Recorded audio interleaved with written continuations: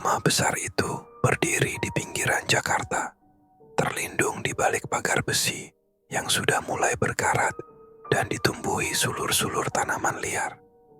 Bangunannya terlihat megah dengan pilar-pilar besar yang pernah mencerminkan kemewahan, namun kini tampak rapuh dimakan usia. Dinding-dindingnya berlapis cat putih kusam, mengelupas di beberapa bagian, mengungkapkan lapisan bata di bawahnya. Sepi, hanya suara gesekan dedaunan dan tiupan angin yang terdengar, sesekali diselingi suara burung gagak yang terbang rendah. Omara berdiri di depan gerbang besar itu dengan ekspresi datar, menunggu teman-temannya datang. Ia menarik napas panjang, merapatkan jaket denim yang dikenakannya, lalu mengecek jam di pergelangan tangannya. Hari itu, seperti biasa, panas terasa menyengat, tetapi awan mendung menggantung di langit, seolah-olah bersiap-siap mengguyur hujan kapan saja. Baru jam 3 sore, gumamnya, lebih untuk dirinya sendiri. Sepasang earphone putih menempel di telinganya, memainkan sebuah podcast tentang cerita mistis, salah satu kesukaannya. Suara narator podcast mengalir lembut, membahas sebuah kisah seram dari desa kecil di Jawa Timur. Tapi Omara tidak terlalu memperhatikan. Pandangannya tertuju ke jalanan kecil di depannya, menanti kedatangan Barem dan Nadia. 15 menit berlalu, barulah sebuah mobil sedan biru berhenti di seberang jalan. Dari dalamnya, Baremah melambaikan tangan. Senyum lebarnya menciptakan kesan akrab yang langsung menghangatkan suasana. "Maaf telat, macet di jalan," katanya begitu keluar dari mobil. "Macet terus alasannya," balas Omara. Nada suaranya setengah bercanda. Barem hanya tertawa, sementara Nadia muncul dari sisi lain mobil, membawa tas besar berisi perlengkapan kamera dan alat perekam. Ia mengenakan kemeja kotak-kotak yang tampak nyaman. Rambut panjangnya diikat sederhana. "Aku udah bilang, jangan lupa bawa tripod yang kecil. Kamu bawa kan?" tanyanya sambil melirik Omara. Omara mengangguk. "Udah di motor kok, kita nggak benar-benar perlu tripod hari ini kan?" "Kita lihat nanti," jawab Nadia, lalu mulai sibuk mengecek isi tasnya untuk memastikan tidak ada yang tertinggal. Ketiganya, anggota inti dari tim Ghost Ranger Indonesia, sudah terbiasa dengan rutinitas seperti ini. Mereka sering mengunjungi tempat-tempat yang dikabarkan angker, mendokumentasikan pengalaman mereka, dan membagikannya di kanal YouTube yang perlahan-lahan mulai menarik perhatian banyak penonton. Tapi kali ini berbeda. Rumah yang akan mereka datangi ini dulunya milik seorang artis terkenal, sebelum tiba-tiba jatuh miskin dan menghilang dari sorotan. Rumor beredar bahwa rumah itu pernah digunakan untuk praktik pesugihan, dan sejak ditinggalkan, banyak kejadian aneh yang terjadi di sana. Namun bagi mereka, ini hanyalah pekerjaan lain yang harus diselesaikan. Tidak ada ketegangan, tidak ada firasat buruk. Semuanya tampak biasa saja. Mereka melanjutkan percakapan ringan sambil membawa peralatan menuju halaman depan rumah itu, di mana daun-daun kering berserakan, menutupi sebagian besar jalan setapak. Omara melirik ke jendela lantai atas rumah itu yang tirainya tampak bergerak perlahan ditiup angin. "Kayaknya gak semenyeramkan yang digosipin orang-orang," katanya, mencoba terdengar santai. "Kamu selalu bilang begitu di awal," jawab Barem sambil tersenyum. "Tidak ada yang aneh, hanya rutinitas biasa.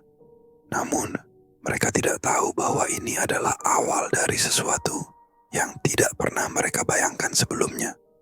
Barem melangkah mendahului, membuka jalan di antara dedaunan kering yang menutupi jalur menuju pintu utama rumah.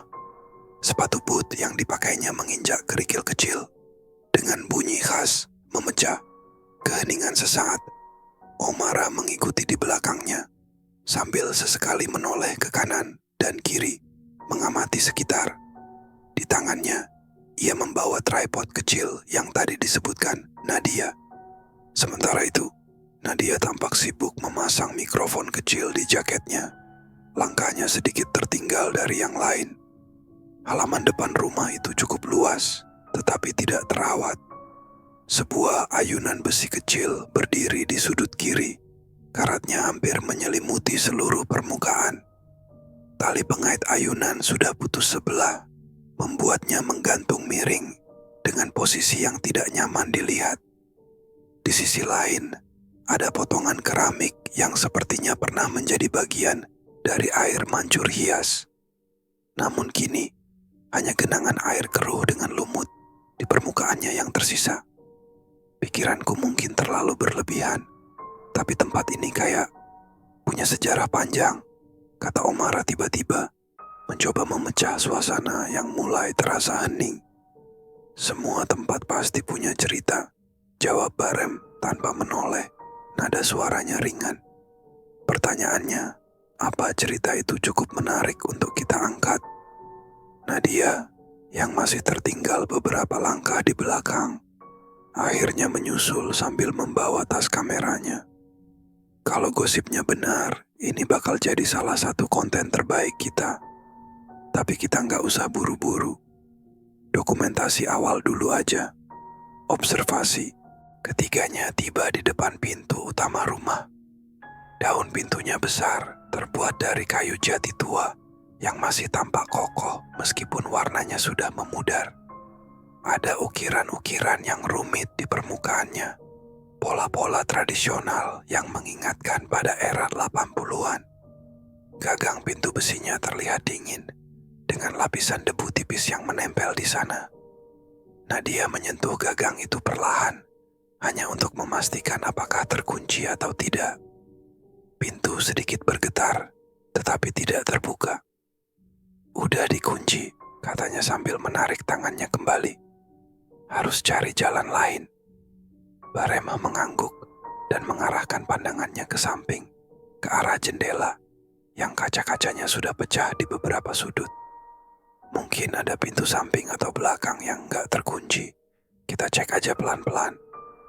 Mereka pun mengitari rumah, melangkah hati-hati di atas rumput liar yang sudah setinggi lutut.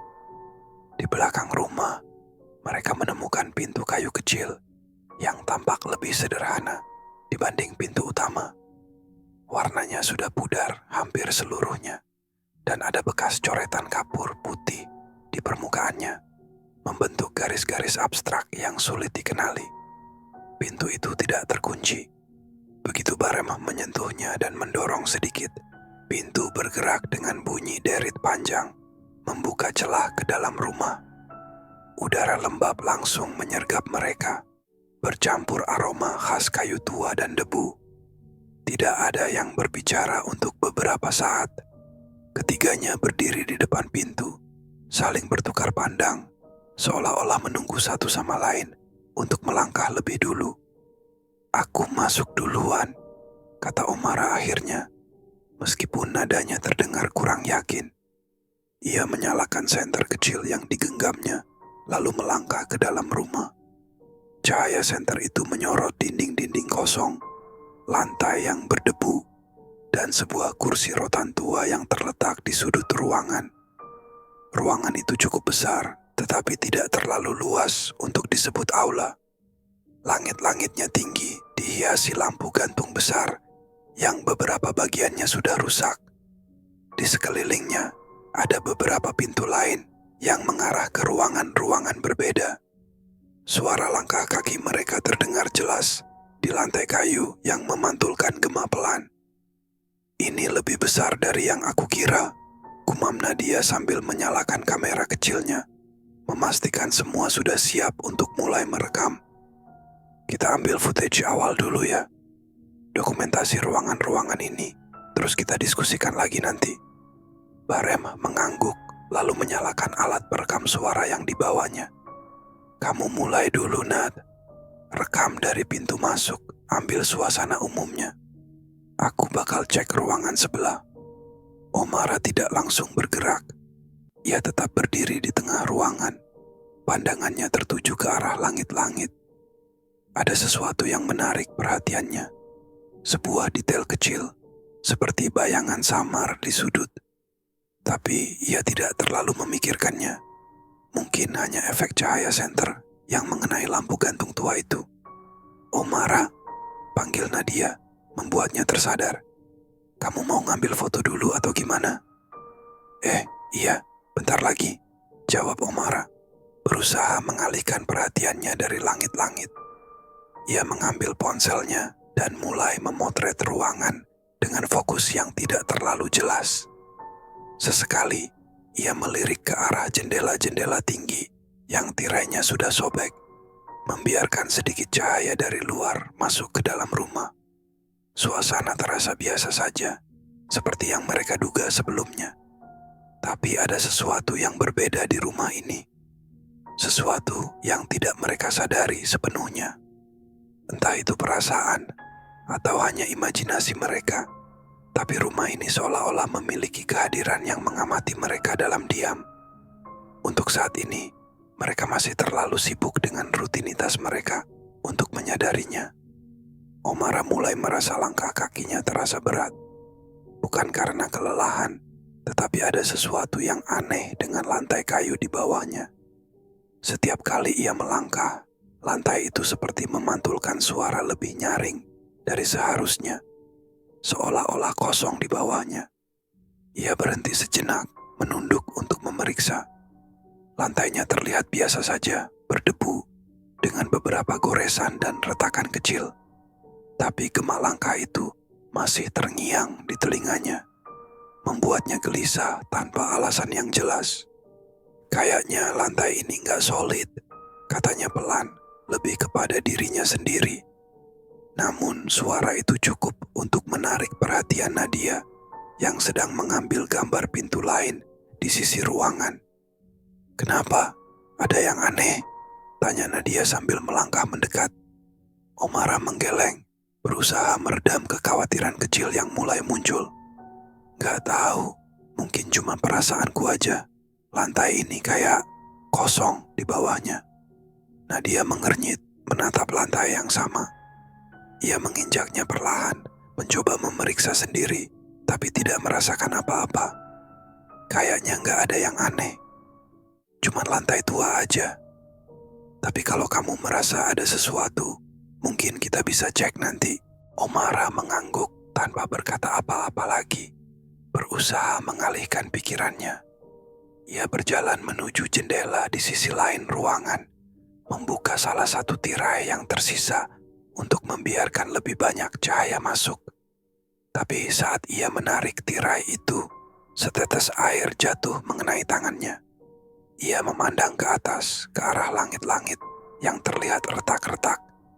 Air itu berasal dari sana, meskipun tidak ada hujan di luar. "Air dari mana ini?" gumamnya.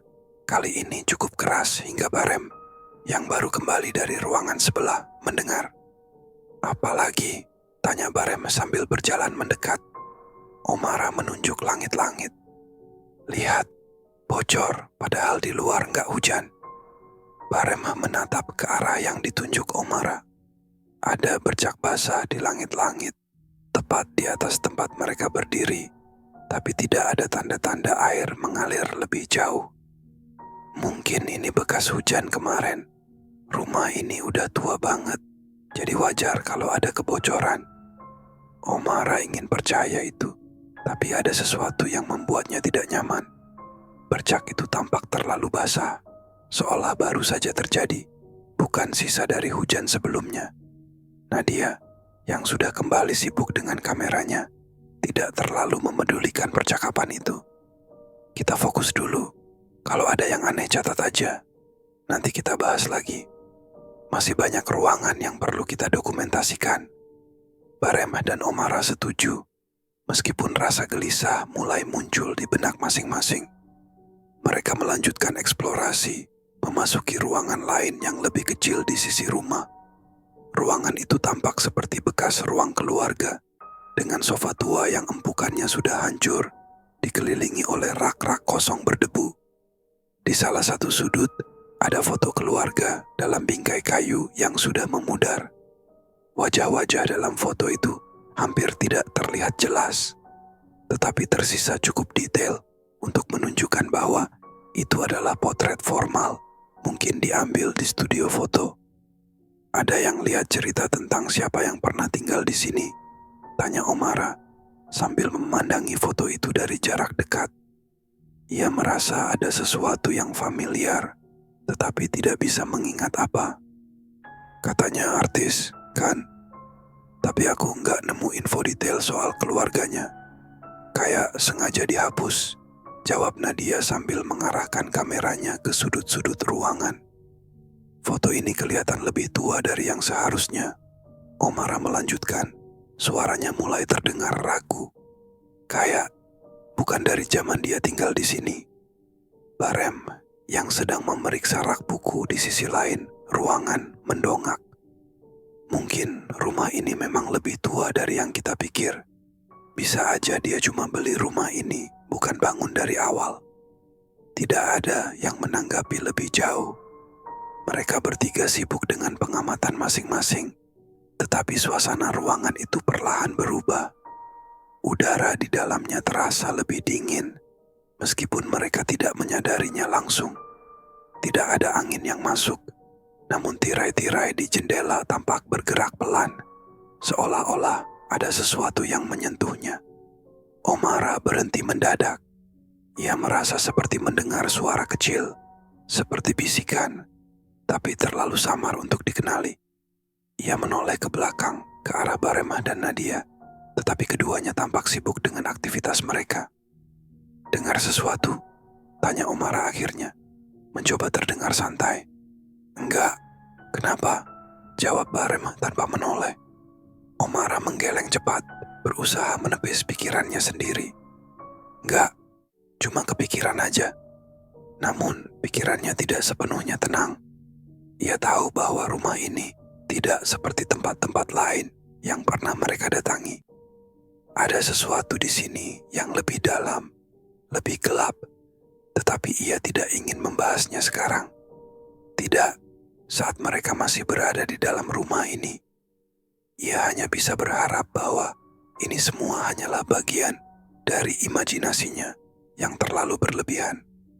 Omara berdiri di tengah ruangan, tubuhnya tegang tanpa alasan yang jelas.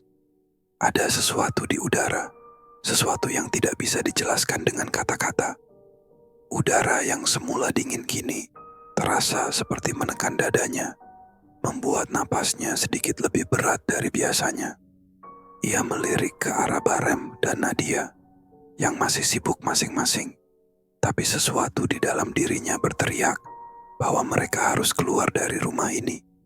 Senter di tangan Omara mulai redup. Ia mengetuk bagian belakangnya dengan gugup, berharap cahaya itu kembali terang. Namun, saat ia melakukannya, sesuatu di sudut matanya menarik perhatian. Sebuah bayangan melintas di balik pintu yang setengah terbuka di ujung ruangan. Sekilas, terlalu cepat untuk dipastikan. Omara menghentikan gerakannya. Matanya tertuju tajam ke arah pintu itu. Tidak ada suara, tidak ada gerakan lagi. Hanya pintu yang perlahan berayun pelan, seolah didorong oleh angin yang tidak ada. "Barem," panggilnya pelan, suaranya hampir berbisik. Barem menoleh, alisnya berkerut. "Kenapa?" "Ada sesuatu di sana," jawab Omara. Nadanya datar tapi penuh ketegangan. Ia menunjuk ke arah pintu itu, tangannya sedikit gemetar. "Aku nggak yakin, tapi tadi aku lihat sesuatu." Baremah menatap pintu itu beberapa detik, lalu menghela napas panjang. Mungkin cuma bayangan atau refleksi.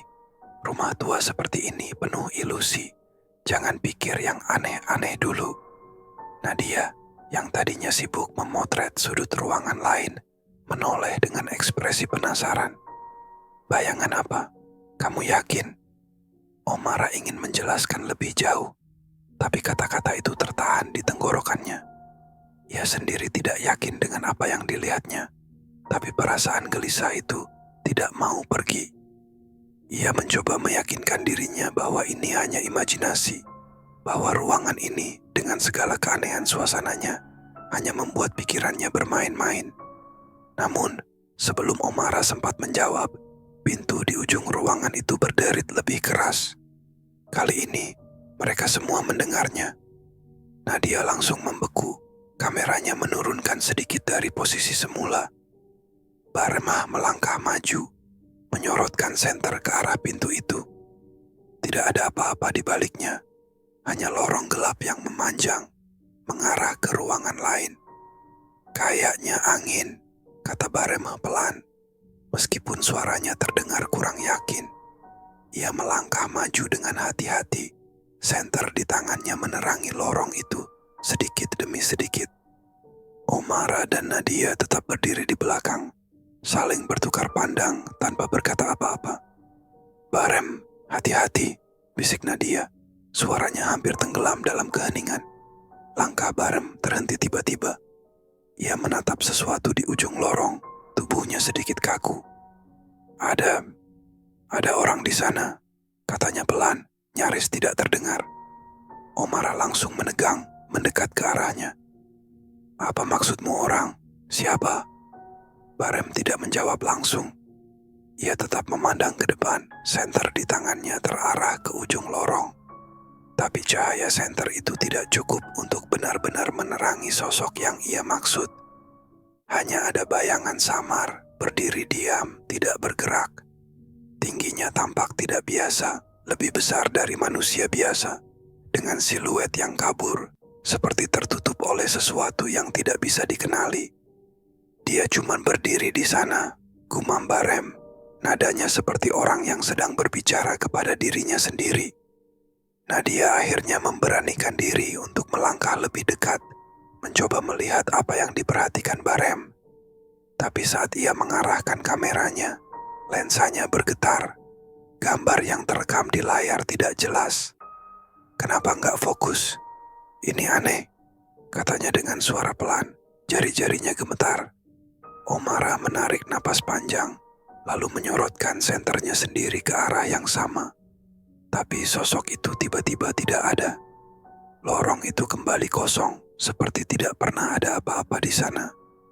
"Apa yang kamu lihat?" tanya Omara. Suaranya sedikit lebih keras dari yang ia maksudkan.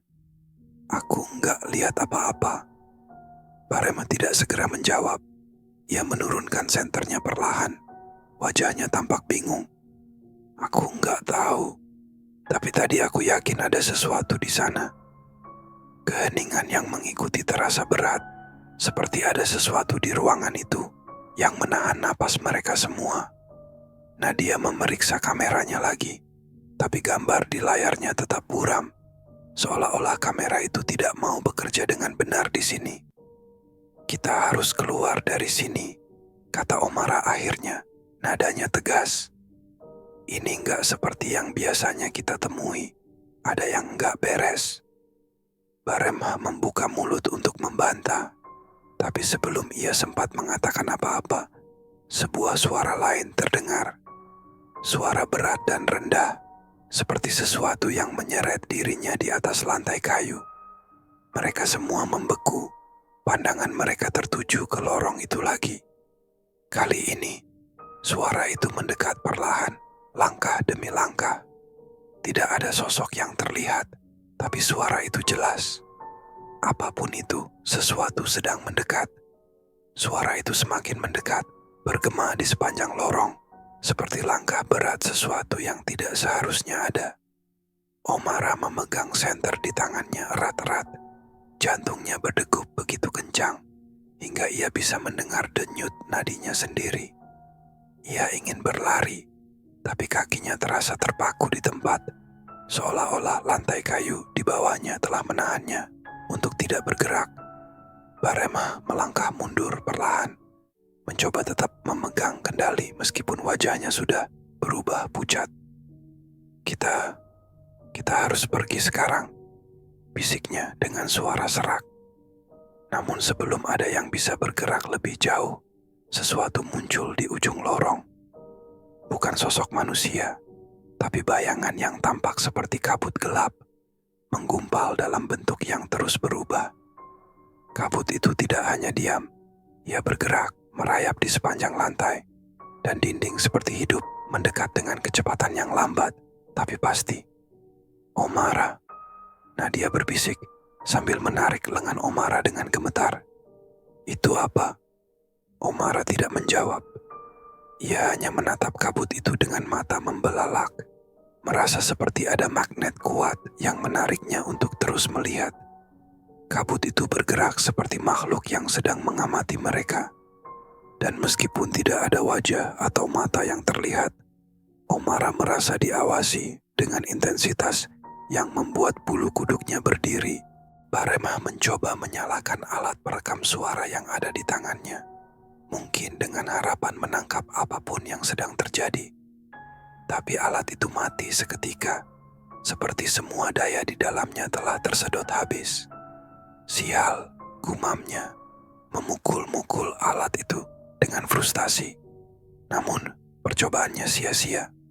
Nadia, yang masih memegang kameranya, mencoba merekam bayangan itu. Tapi layar kamera hanya menampilkan gangguan, garis-garis acak, dan suara berisik statis. Ia melirik ke layar dengan panik, lalu kembali ke arah kabut yang kini semakin dekat. "Pergi sekarang," teriak Omara akhirnya, seperti mendapatkan kembali kontrol atas tubuhnya. Ia menarik tangan Nadia, memaksa perempuan itu untuk bergerak, sementara Barem mengikuti di belakang mereka dengan langkah terburu-buru. Namun, saat mereka berlari menuju pintu yang sebelumnya mereka masuki, udara di sekitar mereka terasa berubah. Udara yang tadinya dingin kini menjadi berat dan panas, seperti mereka berada di dalam ruangan yang terbakar tanpa api. Nafas mereka tersengal-sengal, tubuh mereka mulai terasa lelah hanya dalam beberapa langkah. Mereka mencapai pintu belakang dengan panik. Tapi saat Barem mencoba membukanya, pintu itu tidak bergerak. Ia memutar gagang pintu dengan sekuat tenaga, tetapi pintu itu seperti tertahan dari sisi lain. "Ini nggak mungkin, tadi ini kebuka," katanya, suaranya dipenuhi kepanikan. Omara mencoba membantu, menendang pintu dengan sisa kekuatannya, tapi pintu itu tidak bergeming. Sementara itu, suara dari lorong semakin dekat, dan bayangan gelap itu kini telah sampai di ruangan tempat mereka sebelumnya berdiri. Bentuknya terus berubah, kadang memanjang seperti ular, kadang membesar seperti kabut tebal yang hendak menelan seluruh ruangan. "Lewat jendela, cepat!" teriak Nadia, menunjuk ke jendela besar di sisi ruangan. Mereka bergegas menuju jendela itu, tapi saat mereka mendekat, tirai-tirai yang tadinya diam mulai bergerak sendiri, melilitkan dirinya di sekitar jendela seperti penghalang hidup. Omara mencoba menarik tirai itu dengan kasar, tapi kainnya terasa licin dan dingin, seperti daging basah. Ia berteriak, melangkah mundur dengan wajah ngeri. "Ini nggak masuk akal." Nadia memutar tubuhnya, mencoba mencari jalan lain, tapi tidak ada yang terlihat jelas. Bayangan gelap itu kini hampir memenuhi ruangan. Suara langkah-langkah beratnya berubah menjadi desisan rendah yang menggetarkan dinding-dinding rumah.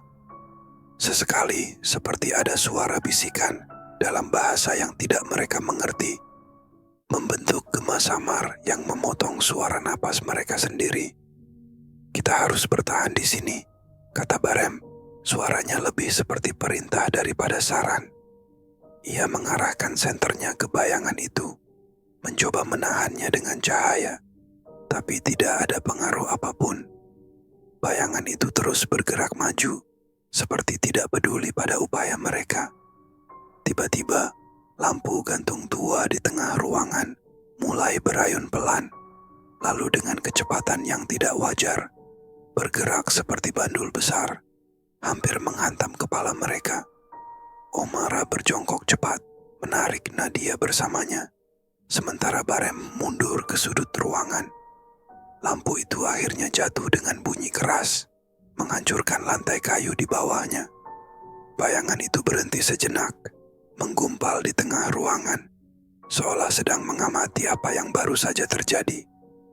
Mereka semua terdiam, napas mereka terputus-putus. Tapi ketegangan itu hanya berlangsung sesaat. Kabut itu mulai bergerak lagi, kali ini lebih cepat menuju mereka. Ke atas, naik ke lantai 2, teriak Barem tanpa berpikir panjang. Omara dan Nadia tidak punya pilihan lain selain mengikuti. Meskipun mereka tahu bahwa menuju ke lantai atas mungkin hanya membuat mereka semakin terperangkap. Tapi apapun itu, mereka harus menjauh dari makhluk yang kini telah mendekat, hampir cukup untuk menyentuh mereka. Mereka berlari menaiki tangga tua yang berderit dengan setiap langkah, seolah-olah kayu di bawah mereka tidak akan sanggup menahan beban lebih lama. Nafas mereka terengah-engah, ketegangan yang mencekam seolah memaksa tubuh mereka untuk terus bergerak meskipun rasa takut sudah hampir melumpuhkan. Tangga itu mengarah ke koridor panjang yang dipenuhi pintu-pintu. Sebagian terbuka, sebagian tertutup rapat. Lampu gantung kecil di langit-langit masih bergoyang pelan, memberikan cahaya temaram yang lebih menambah suasana mencekam. Omara berhenti di depan salah satu pintu yang sedikit terbuka. Ia mengintip ke dalam, berharap menemukan jalan keluar atau tempat berlindung. Namun, yang ia lihat hanyalah ruangan kosong dengan dinding-dinding yang penuh coretan samar, seperti simbol-simbol yang dibuat dengan tergesa-gesa. Bau lembab dan logam memenuhi udara di sana, membuatnya melangkah mundur dengan ragu. "Kita nggak bisa terus naik," kata Nadia, suaranya bergetar. "Kalau ini jalan buntu, kita..." "Ada jendela di ujung koridor," potong Barem sambil menunjuk ke depan. Cahaya bulan samar-samar masuk melalui jendela itu, memberi harapan kecil di tengah situasi yang semakin menekan. Tanpa banyak berpikir, mereka berlari ke arah jendela itu. Tapi langkah mereka melambat ketika bayangan gelap yang mereka hindari tiba-tiba muncul di lorong, menggumpal seperti arus kabut yang bergerak melawan gravitasi. Makhluk itu kini tampak lebih nyata, lebih padat, meskipun bentuknya masih sulit dipahami. Ada sesuatu yang menyerupai tangan yang mencuat dari dalam kabut, panjang dan melengkung seperti cakar yang siap meraih mereka. Barem mengangkat tangannya, mencoba melindungi yang lain, meskipun jelas ia tidak tahu apa yang harus dilakukan. Pergi dari sini," teriaknya, suaranya penuh keputusasaan. Namun makhluk itu tidak mundur. Sebaliknya, ia bergerak lebih dekat, menciptakan tekanan di udara yang membuat telinga mereka berdengung. Omara memejamkan matanya, mencoba memikirkan cara untuk keluar dari situasi ini, tapi tidak ada yang masuk akal. Jendela itu terlalu jauh, dan bayangan itu terlalu cepat. Lalu tiba-tiba semuanya berhenti. Suara, gerakan, bahkan udara di sekitar mereka terasa beku dalam keheningan yang mutlak. Omara membuka matanya perlahan, hanya untuk menemukan bahwa lorong di depannya kosong. Tidak ada bayangan, tidak ada makhluk, hanya keheningan dan cahaya bulan yang dingin. "Barem," bisiknya pelan, menoleh ke arah pria itu. Tapi Barem tidak menjawab. Ia berdiri mematung, pandangannya kosong, seolah-olah sedang melihat sesuatu yang tidak bisa dilihat orang lain. Nadia juga terlihat bingung, wajahnya pucat pasi. Kamera di tangannya bergetar, lensanya mengarah ke bawah, seperti sudah kehilangan fungsi sepenuhnya. "Kamu kenapa?" tanya Omara lagi, lebih keras kali ini. Ia menggoyang lengan Barem, tapi tidak ada respons. Tiba-tiba Nadia menjatuhkan kamera ke lantai. Suara pecahannya menggema di koridor yang sepi. Ia menoleh ke arah Omara dengan ekspresi yang sulit dijelaskan. "Kita nggak sendiri di sini," katanya pelan, nyaris tidak terdengar. "Apa maksudmu?" tanya Omara, suaranya dipenuhi kepanikan yang ia coba tahan. Nadia menunjuk ke arah jendela di ujung lorong. "Lihat." Omara menoleh. dan apa yang ia lihat membuatnya tidak bisa bergerak. Refleksi mereka di kaca jendela tidak sesuai. Ia melihat dirinya sendiri, Nadia dan Barem, tapi juga sosok lain.